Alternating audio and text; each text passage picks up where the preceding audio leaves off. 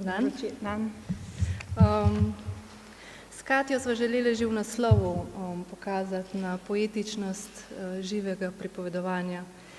Eden izmed naših pripovedovalcev je isto zgodbo povedal dvakrat različnima zapisovalkama in v razmaku 5 let in obakrat opisal lepoto dekleta na isti način. Bila je tako lepa, da se je kar tresla od lepote.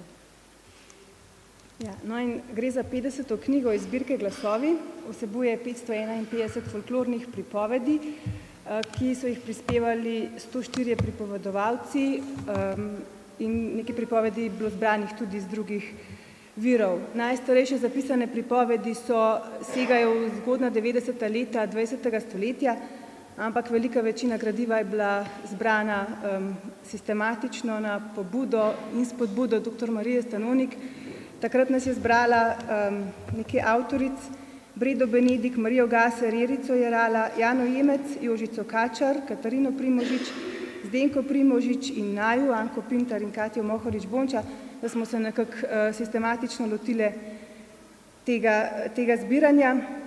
No in nekako Sevška dolina mogoče deluje tako enovito, ampak ni, Sora jo deli na zelo raznolike dele in ta pestrost se mi zdi, da se v tej knjigi kar odraža.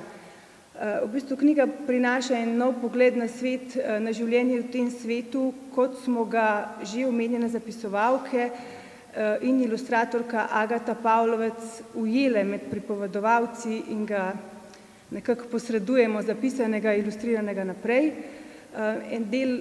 Pomemben del te ustvarjalne ekipe je bil pa tudi naš mentor za zapise, lektor Ludvik Kaluža. V naših zgodbah smo srečali kar nekaj motivov, ki jih v zapisih z tega območja do sedaj nismo zasledili.